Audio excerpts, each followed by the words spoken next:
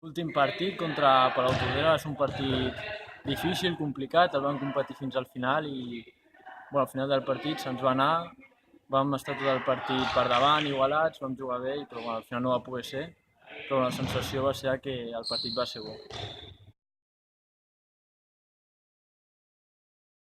Mataró és un equip molt intens, amb jugadors molt forts, grans. A la classificació es veu que estan entre els primers llocs i ens esperem un partit molt intens, molt dur i amb moltes ganes de guanyar.